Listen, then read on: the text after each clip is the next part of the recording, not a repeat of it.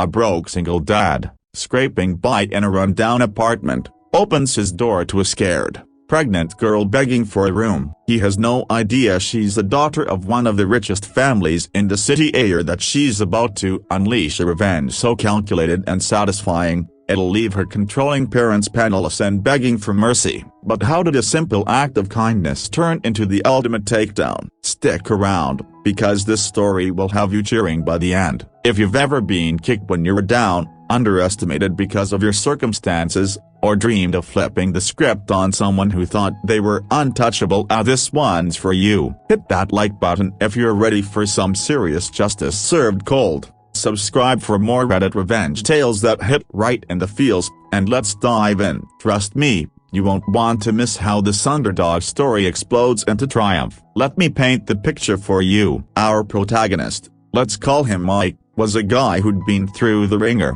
Picture a 35-year-old single dad, living in a cramped two-bedroom apartment on the outskirts of Chicago. The walls were thin, the paint peeling, and the fridge often echoed with emptiness. Mike worked 2 jobs, 8 days at a warehouse loading boxes that left his back screaming in pain, nights as a rideshare driver navigating sketchy streets under flickering streetlights. His hands were calloused, his eyes perpetually tired, shadowed by bags that spoke of sleepless nights worrying about bills. Why was he in this mess? Life had dealt him a brutal hand. 5 years ago, his wife, the love of his life, passed away from cancer, leaving him alone with their 4-year-old daughter, Lily. The medical bills had buried him in debt, and he'd lost their cozy home to foreclosure. Now, it was just him and Lily against the world. He'd wake up at dawn, his heart heavy as he dropped her off at a subsidized daycare that smelled of old crayons and desperation. "Daddy, when can we have a big house like in the stories?" Lily would ask, her big eyes full of innocence. Mike would force a smile, his throat tightening, and say, "Soon, sweetie. Daddy's working on it." But inside, doubt gnawed at him like a relentless rat. Was he failing her? The loneliness was crushing. Nights alone, staring at the ceiling, replaying memories of happier times, wondering if he'd ever catch a break. One rainy evening in late fall, as thunder rumbled outside like an angry giant, there was a frantic knock at his door. Mike peered through the peephole, his pulse quickening. He never knew in this neighborhood. Standing there, drenched and shivering, was a young woman, maybe 22, with a swollen belly under her oversized coat. Her hair clung to her face like wet strings, and her eyes, wide, haunted, darted around as if expecting pursuit. "Please," she gasped when he cracked the door, her voice trembling. "I saw your ad online for a room to rent.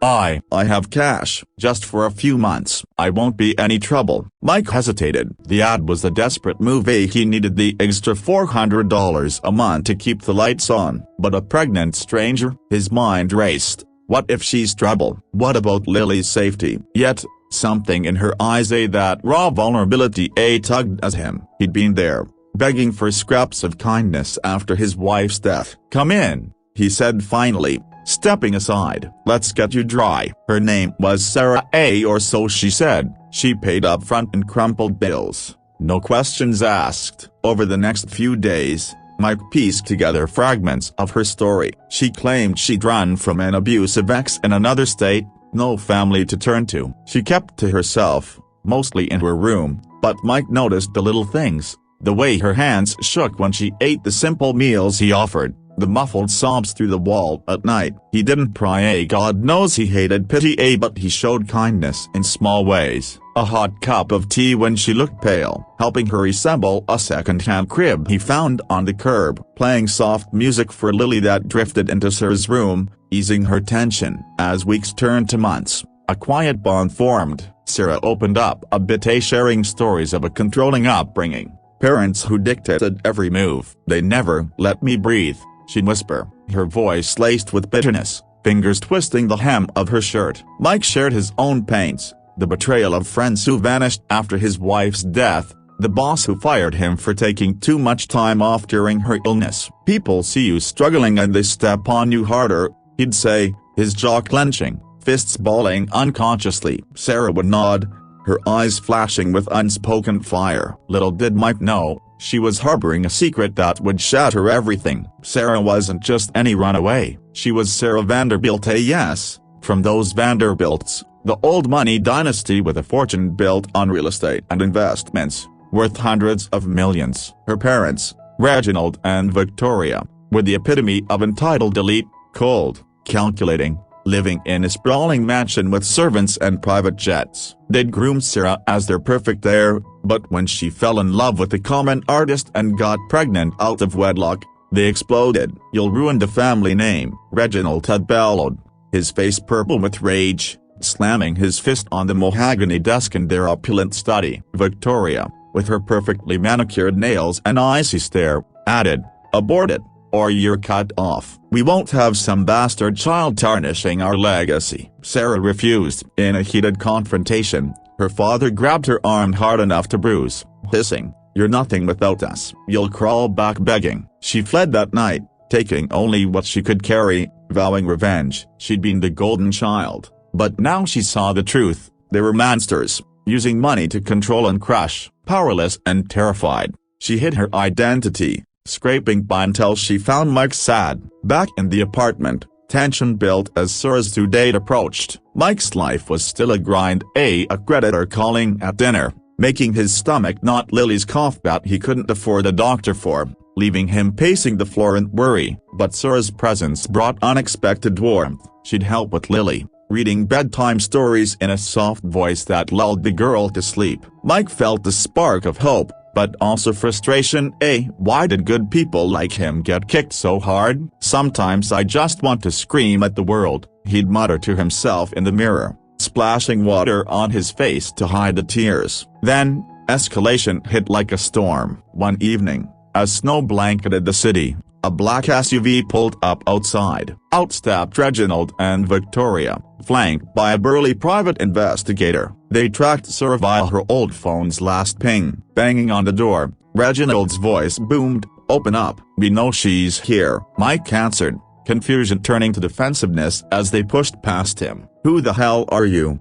he demanded, his body tensing like a coiled spring. Victoria sneered, her designer coat dripping the stain. "We're her parents. This hovel is no place for our daughter." Reginald eyed Mike like dirt under his shoe. "You renting to our Sarah? Pathetic. Step aside, peasant. She's coming home." They found Sarah in her room, packing frantically, her face pale but defiant. "Get out," she spat, but her voice wavered. Reginald laughed, a cruel, barking sound. "You think you can survive without us? Look at the stump, and him." He jabbed a finger at Mike. "A broke widower with a brat? You're delusional. We'll take the child, raise it properly. You, disinherited." Mike's blood boiled. His hands trembled with rage at the disrespect, the entitlement. "Get out of my home," he growled, stepping forward, chest heaving. Victoria rolled her eyes. "Or what? They'll call the cops? With your record of debt? Please." They left with threats, promising lawyers to seize custody. Sarah broke down after, sobbing in Mike's arms. "They're monsters," she confessed, revealing everything at the inheritance, the abuse. "But I have proof. Emails, recordings of their illegal dealings to dodge taxes, bribes to silence scandals. I ran to gather strength. Now I want to destroy them." That was the turning point. Mike, fueled by his own injustices, became her ally. "You've got this," he said, his voice steady despite the fear churning in his gut. Over-whispered late-night plans, with Lily asleep and the city humming outside. They plotted. Sarah's grandfather's will left her the majority shares in the family empire, but only if she claimed it before 25, with proof of independence. She'd turned 25 in weeks. Mike helped her contact a pro bono lawyer he'd known from his wife's case, driving her to meetings in his beat-up car, his heart pounding with adrenaline. Pacing was key, short, tense days of gathering documents, Sarah's belly growing, her resolve hardening. "They think I'm weak," she'd think, staring at her reflection, hands on her bum, "but I'll make them pay." Mike's internal thoughts raced. "I've lost so much, but helping her. This feels like fighting back." The climax unfolded in a sleek boardroom downtown, the air thick with the scent of polished wood and expensive cologne. Sarah, postpartum with her newborn son in a carrier, born healthy in Mike's apartment, with him holding her hand through labor, walked in unannounced. Reginald and Victoria were mid-meeting, smugly discussing expansions. "What do you question?" Reginald sputtered, rising, face draining of color. Sarah stood tall, Mike by her side for support as presents a quiet screw you to their snobbery. "Grandpa's will," she said calmly, slapping documents down. "I claim my 60% stake, effective immediately." Victoria gasped, clutching her pearls. "You can't. You're nothing." But Sarah wasn't done. With a click, she played recordings of their voices admitting to fraud, embezzlement. "The IRS will love this," she said, her voice like steel. The board erupted. Shares plummeted as news leaked. Reginald begged, knees buckling. "Sarah, please. We're family." She leaned in, eyes blazing. "Family? You threw me out like trash. Now, you're fired, both of you." Security escorted them out, their empires crumbling. Mike watched, a rush of triumph flooding him, a validation for every underdog moment. Sarah turned to him, tears in her eyes. "You saved me. Now, let me save you." She gifted him a trust fund for Lily, a new home, but more, a sense of worth. Stories like this remind us, karma doesn't always come fast, but when it hits, it's poetic. Sarah got justice, proving kindness wins over cruelty. What goes around comes around day, and sometimes, the underestimated rise to deliver the perfect payback. Phew. If that revenge gave you goosebumps like it did me, smash that like button and drop a comment. What's the sweetest payback you've seen or pulled off? Share your stories, I read them all. And don't forget to subscribe and turn on notifications for more epic Reddit revenges that'll keep you hooked. Thanks for watching. See you in the next one.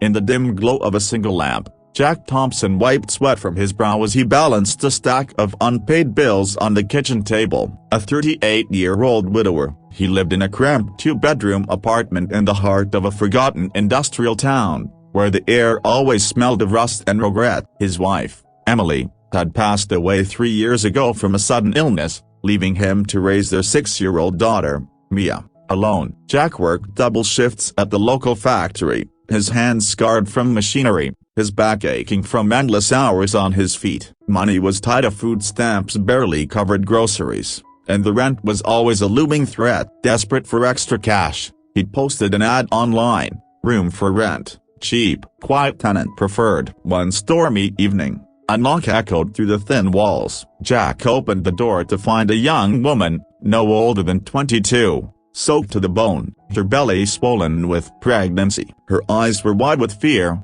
her clothes mismatched and threadbare. "I saw your ad," she said, voice trembling. "I can pay in cash. Please, I need a place tonight." Jack hesitated, glancing back at Mia playing with her dolls in the living room. Something about the girl's desperation tugged at him. He'd been there once, begging for extensions on bills. "All right," he muttered. "Come in." "Name's Jack." She introduced herself as Anna, no last name, and handed over enough cash for 2 months. She kept to herself, emerging only for meals, her presence a quiet shadow in their home. Over the next few weeks, an uneasy routine formed. Anna helped with small chores, folding laundry or reading to Mia when Jack was exhausted. He caught glimpses of her pain the nights when she'd cry softly behind her door, or the way she'd flinch at loud noises. Jack didn't pry. His own grief was a private burden. Little did he know, Anna was no ordinary runaway. She was Isabella Harrington, heiress to a billion-dollar empire built on tech and real estate,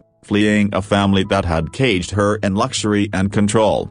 Anna, or Isabella, as her true identity revealed itself in whispers of her past, had grown up in a world of marble mansions and private jets, where every decision was dictated by her tyrannical father, Victor Harrington, and her complicit mother, Evelyn. Victor, a self-made billionaire with a reputation for ruthless business tactics, had built Harrington Enterprises from the ground up, amassing a fortune through innovative software that revolutionized data security for corporations worldwide. But behind the glossy facade of boardrooms and galas, the family was a pressure cooker of expectations and manipulation. Isabella was the only child, groomed from birth to inherit the empire. Her days were filled with tutors, etiquette classes, and strategic social events designed to forge alliances. "You're not just a girl," Victor would say, his voice like gravel over ice. You're the future of this legacy. Don't disappoint me." As a teenager, Isabella chafed under the restrictions. She wasn't allowed friends outside their elite circle. Her phone monitored,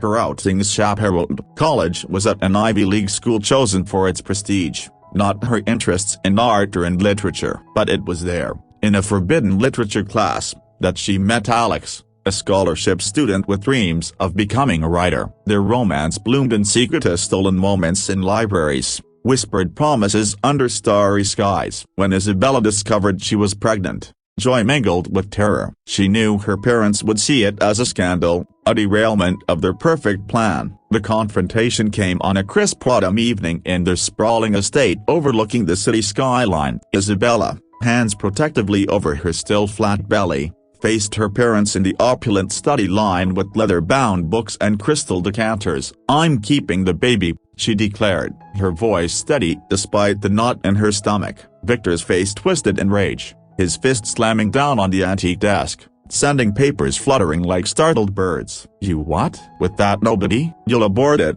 or you're out. We won't have our name dragged through the mud by some bastard child." Evelyn, perched on the edge of a velvet chair, her diamond necklace catching the light like shards of ice, added coldly, "Think of the company, darling. Stock prices would plummet. We've invested too much in you." Isabella refused, tears streaming down her face as she packed a single bag that night. Victor cut off her cards, froze her accounts, and even threatened to have Alex arrested on fabricated charges if she didn't comply. "You'll come crawling back," he sneered as she left, the heavy oak door slamming behind her like a final judgment. Alex, fearing for his safety, urged her to go alone while he laid low. Pregnant and penniless in the real world for the first time, Isabella changed her name to Anna, dyed her hair, and took buses to a distant town, surviving on odd jobs until she found Jack sad.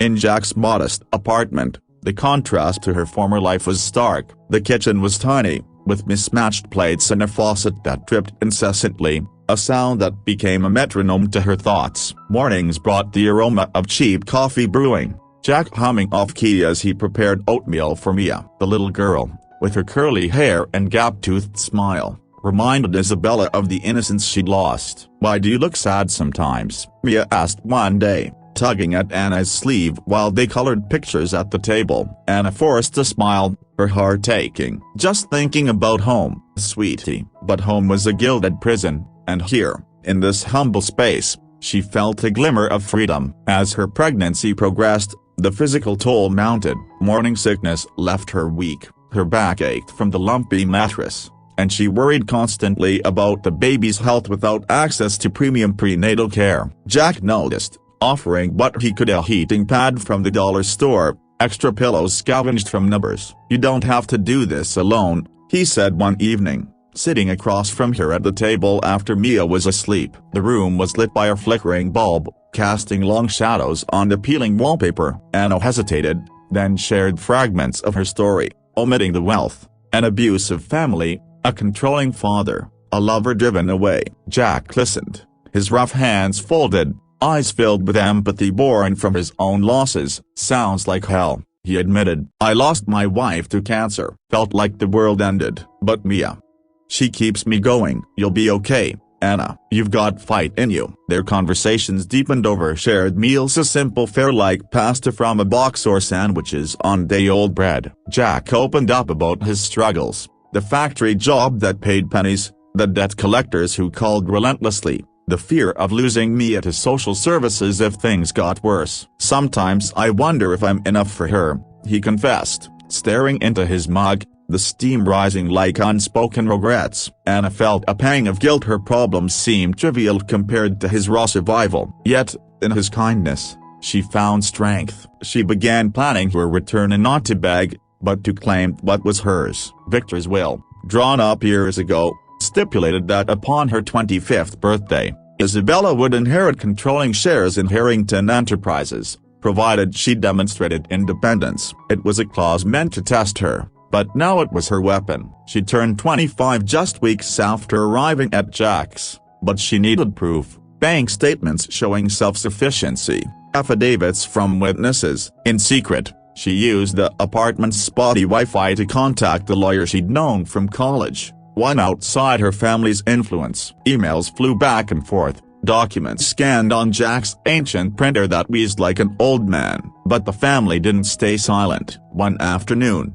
as snow flurried outside the frost-laced windows, a sleek black car pulled up to the curb. Out stepped a private investigator, hired by Victor, his trench coat flapping in the wind. He pounded on the door, demanding to see Isabella Harrington. Jack barred the way, his frame tense. "No one by that name here. Get lost," the man sneered, flashing a photo. "We know she's here. Her father wants her back." Willing to pay handsomely. Anna hid in her room, heart pounding, hands cradling her belly as the baby kicked in protest. After the man left, she confessed everything to Jack. His reaction was a mix of shock and anger. Not at her, but at the injustice. "Millionaires, and they treat you like that?" He paced the living room, floorboards creaking under his work boots. "My God, Anna Isabella, you've been through hell." For the first time, she saw him as an ally, not just a landlord. Together, they fortified her plan. Jack drove her to notary appointments in his waddling truck,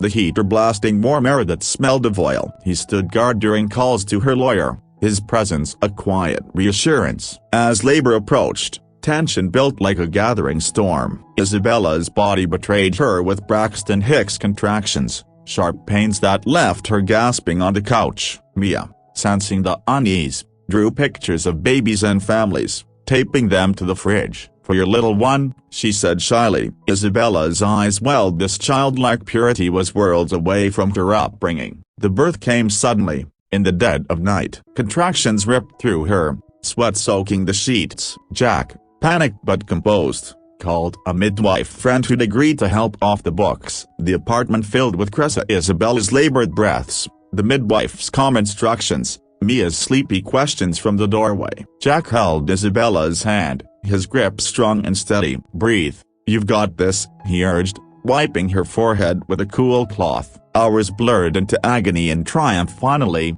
a wail pierced the air as her son entered the world, tiny and perfect. They named him Ethan, after Alex's middle name. In that moment, cradling her newborn amid the chaos of towels and exhaustion, Isabella felt reborn. Postpartum days were a haze of feedings and fatigue, but resolve hardened. With Ethan's birth certificate as proof of her new life, she finalized the inheritance claim. The lawyer filed the papers, and the board meeting was set. Victor and Evelyn, unaware of the full extent, continued their lavish existence, jetting to conferences, oblivious to the news tightening. The climax unfolded in the gleaming skyscraper headquarters of Harrington Enterprises, a monolith of glass and steel piercing the city sky. Isabella, dressed in a simple blouse and skirt bought from a thrift store, entered the boardroom with her lawyer at her side. Jack waited outside, Mia in tow for moral support. The room was filled with suits executives loyal to Victor, who sat at the head of the polished table,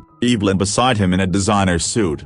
"Isabella," Victor barked, rising, his face a mask of fury and confusion. "What is this? You dare show up here after running off?" Evelyn's lips curled. "And with the child? You've embarrassed us enough." Isabella stood tall, her voice unwavering. "According to grandfather's will, I claim my 51% stake. I've lived independently, raised my child without your poison. The board has the documents." Murmurs rippled through the room as papers were passed. Victor's hands shook as he read, realizing the clause he dismissed as archaic now sealed his fate. "You can't. This company is mine." But it wasn't. The vote was swift. Isabella assumed control. In a masterstroke, she revealed audits showing Victor's embezzlement of funds siphoned for personal luxuries, hidden in offshore accounts. "The SEC will be interested," she said coolly. Victor blustered, veins bulging, but security escorted him out, Evelyn trailing in humiliated silence. The empire was hers. In the aftermath,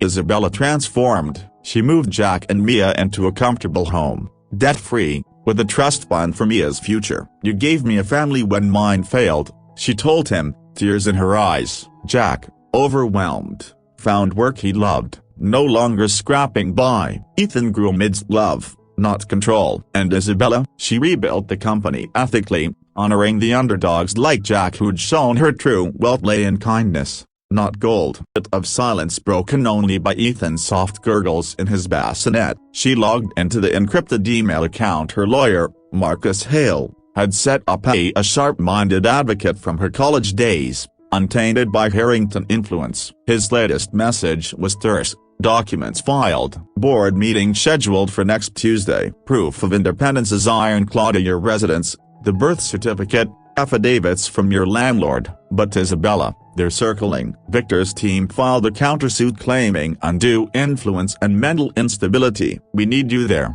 in person, to shut it down. Her stomach knotted, a cold sweat breaking on her brow. Mental instability, it was Evelyn's favorite weapon, wielded like a scalpel in family disputes. Isabella remembered the therapy sessions her mother had forced after her teenage rebellion at a posh clinic where pills dulled her edges and reports painted her as fragile. She typed back furiously, fingers flying, "I'll be there." But Jack, my landlord, he's a good man. Caught in the crossfire, protect him. Marcus replied instantly, "Consider it done." And Isabella, this isn't just inheritance, it's war. She closed the laptop, hard hammering, and paced the linoleum floor, the cool surface grounding her spiraling thoughts. They think they can erase me, she seethed inwardly, fists clenching until her nails bit into palms. Turn my child into leverage, my life into a footnote. But beneath the rage simmered gratitude for Jack's steady hands during labor, for Mia's unfiltered joy, for this improbable haven that had shown her the lie of her gilded cage. She wouldn't just claim the shares, she dismantled the empire that had nearly destroyed her. The following week brought a fragile normalcy, laced with undercurrents of dread. Jack returned home one dawn, grease-stained from the factory, to find Isabella attempting to fold laundry one-handed while Ethan fussed. "Here, let me," he said, taking the basket without a word. As they worked side by side, the air thick with the scent of detergent and coffee, she tested the waters. "Jack. About what I told you. The family. It's worse than I said." He paused, a faded towel in his grip, his blue eyes meeting hers steadily. "Worse how?" She drew a breath, the words tumbling out like a dam breaking. The Harrington name, the billions in tech patents and skyscrapers, the suffocating expectations, Victor's rages, Evelyn's manipulations of the affair with Alex, the pregnancy as betrayal, and the will, 51% control upon proving independence, a clause her grandfather had slipped in to temper his son's iron fist. Jack listened without interruption, his face hardening like setting concrete. When she finished, tears streaking her cheeks, he set the towel down and pulled her into a huge awkward, enveloping, smelling of motor oil and safety. "Jesus. Isabella, you're not just surviving, you're a damn warrior. And those bastards, they don't deserve you." His validation cracked something open in her, a release of the isolation she'd carried like a stone. For the first time, she felt seen, and not as the perfect terror, the shameful runaway, but as herself. "I have to go back," she whispered. "Next week." "Face them." Jack nodded, pulling away but keeping a hand on her shoulder. "Then we'll go together, me and Mia." "Back up. Right?" She laughed through her tears, the sound foreign and freeing. In that moment, alliances shifted. The poor single dad became her shield, the strange pregnant girl his unexpected kin. As Tuesday loomed, preparations consumed them. Marcus sent couriers with crisp folders of evidence, bank statements from her meager cashier job before Jack's, medical records from the free clinic, even photos of the apartment to proof of a life unscripted by silver spoons. Isabella pored over them at night, Ethan dozing on her lap, her mind mapping strategies like a chessboard. Victor will bluster, appeal to sentiment, she thought, tracing her son's downy hair. Evelyn will play victim, cry scandal. But she had the recordings, a hidden audio from that final confrontation, Victor's voice snarling threats, Evelyn's cool directives to handle it quietly. Illegally obtained, perhaps, but in the cutthroat world of Harrington Enterprises, rules bent for the powerful. Jack, too, fortified in his quiet way. He fixed up his old truck, the engine coughing back to life under his wrench, and packed a cooler with sandwiches in case the world's ending and we missed lunch, he joked, though his eyes betrayed the gravity. Mia, oblivious to the stakes, chattered about Auntie Anna's big adventure, drawing maps with crayons that led to treasure chests overflowing with gold. Isabella cherished those drawings, taping them to the fridge like talismans. The drive to the city was a study in contrasts, Jack's rust bucket rattling over potholes, the skyline rising like a forest of glass giants. Isabella's pulse thrummed in her ears, each mile stripping away the anonymity of their small-town exile. Ethan babbled in his car seat, oblivious, while Mia sang made-up songs about brave princesses. Jack's hand found hers over the console, rough calluses against her soft skin. "Whatever happens in there," he murmured as they neared the towering headquarters, "you walk out taller." Got it. The lobby of Harrington Enterprises was a cathedral of opulency, marble floors veined with gold, chandeliers dripping crystals like frozen rain. Security eyed them suspiciously, but Marcus waited by the elevators, his suit impeccable, a briefcase in hand. "Isabella," he greeted, then nodded to Jack and family. "Good." Strength in numbers. As they ascended, the air grew cooler, laced with the faint ozone of wealth. Isabella's reflection in the mirrored walls showed a woman transformed, hair pulled back severely, a simple black dress hugging her postpartum curves, eyes like polished steel, no more the wave in oversized coats. The boardroom was a war chamber disguised as elegance, a long mahogany table flanked by leather chairs, walls lined with abstract art that cost more than Jack's annual wage. 12 executives sat in tense silence, their gazes flickering between curiosity and unease. At the head loomed Victor Harrington, 62 and imperious, his silver hair slicked back, jowls quivering with barely contained fury. Beside him, Evelyn, 58, elegant in pearl gray Chanel, her lips a thin slash of crimson. She clutched a handkerchief, eyes red Ramita crocodile tears. Isabella knew. The door clicked shut behind them, sealing fates. Victor's gaze locked on his daughter, then widened of the entourage, the baby in a sling against her chest, the little girl clutching a stuffed bear, the burly everyman in flannel. "What is this circus?" he boomed, voice echoing off the high ceilings. "Isabella, explain yourself before I have you removed." She didn't flinch. Striding to the table's end, she set down Marcus's briefcase with a deliberate thud. "No circus, father." A reckoning. The board shifted, murmurs rippling like wind through dry leaves. Marcus launched in, voice smooth as oiled silk, per the late Elias Harrington's will, dated 2005, Isabella claims her 51% controlling interest. Conditions met, attainment of 25 years, demonstration of 1 year independent of family support. He slid copies across the table. He stamped, notarized, irrefutable. Victor's face purpled, veins bulging like rivers on a map. Independent, in some rat-infested hole with that, he jabbed a finger at Jack, who stood arms crossed, jaw set like granite. Evelyn leaned forward, voice a venomous whisper. "Darling, this is madness. The child, our grandchild, deserves better than squalor. Come home. Let us fix this embarrassment." Isabella's laugh was sharp,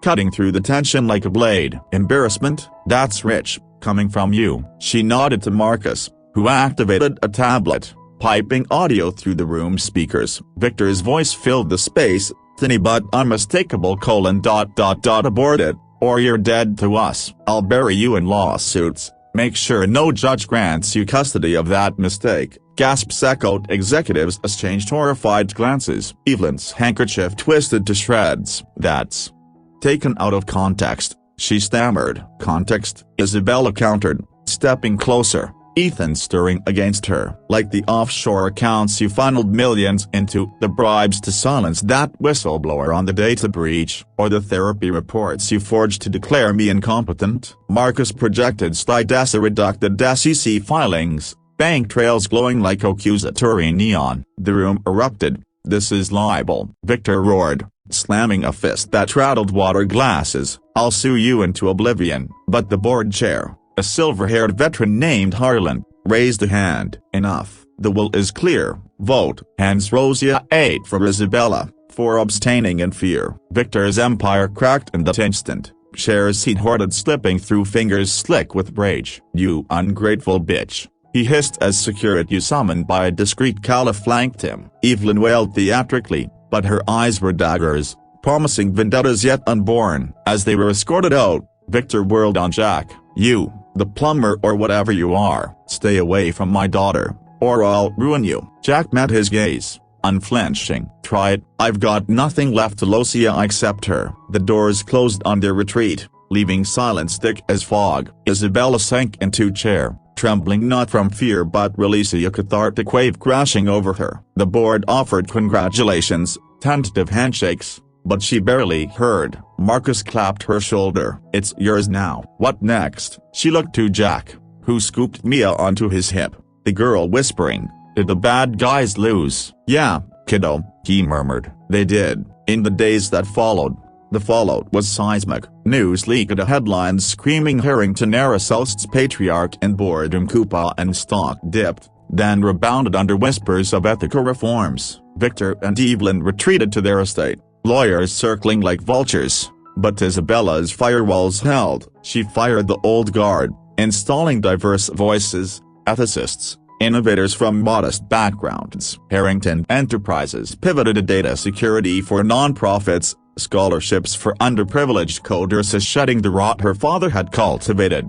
For Jack and Mia, the transformation was quieter, profound. Isabella insisted on repaying kindness with more than cash. She cleared his debts with a check that made his hands shake, then gifted a cozy 3-bedroom in the suburbs, and nothing ostentatious, but with a yard for Mia's swings and a study for Jack's long-dreamed woodworking. "No strings," she said, handing over the keys as Ethan cooed in his stroller. "Just family." He pulled her into another hug, this one lingering. "You didn't have to." "I did," she replied. "You showed me what real wealth is." Jack quit the factory, starting a small repair shop with her seed money at tools gleaming, a sign reading Thompson Fixes in proud script. Mia thrived in a better school, her drawings evolving from stick figures to vibrant watercolors, one depicting a castle with 4 figures. My new family. Alex, her old love, resurfaced cautiously, drawn back by the baby's photo she'd sent. They met in neutral ground at park bench under autumn leaves and sparks reignited, tempered by time and trials. "I thought I'd lost you," he whispered, tracing Ethan's cheek. "Never," she vowed. "Not anymore." Isabella's own life bloomed in unexpected ways. She mentored young women from broken homes, funding escapes from toxic legacies. Board meetings became battlegrounds of ideas, not egos. She navigated betrayal, saw a cousin's sabotage attempt, an ex-board member's smear campaign with the steel Jack had helped forge. Nights, she'd draw Ethan in the nursery, now painted soft blue, and reflect on the precipice she'd crossed. From runway to ruler, she'd think, the irony bittersweet, all because a stranger opened his door. Years wove forward like threads in a tapestry. Ethan toddled into mischief, Mia his fierce protector, the two inseparable in games of knights and dragons. Jack and Isabella's bond deepened platonic at first, then laced with quiet romance, culminating in a simple wedding under oaks. Vows exchanged with laughter and tears. Victor's appeals failed. He faded into obscurity, a cautionary tale in business journals. Evelyn sent a letter once, perfumed and pleading, "Forgive us, for family." Isabella burned it, ashes scattering like old ghosts. One crisp September evening, 5 years on, the extended family gathered in the backyard, string lights twinkling, grill smoke curling skyward. Jack flipped burgers, apron smeared with sauce, while Mia and Ethan chased fireflies, their giggles a symphony. Alex strummed a guitar, melodies weaving through the air. Isabella watched from the porch, a glass of wine in hand, her empire humming distantly on her phone. "This," she thought, heart swelling, "is the fortune I was meant to inherit." But echoes of the past lingered, teaching vigilance. A tabloid unearthed her slum days, spinning sensational drivel. Isabella countered with the memoir, raw, unfiltered, topping charts, proceeds to women's shelters. It ended with a dedication to the poor single dad who rented more than a room, a life. In quiet moments, she'd trace the scar from Ethan's birth, a reminder of fragility. Jack would join her, arm around her waist. "Regrets?" he'd ask. She'd shake her head, leaning into him. "None, just beginnings." And as stars pricked the velvet sky, she'd know, from the ashes of betrayal rose not just revenge, but redemption, a legacy of love, hard-won and unbreakable.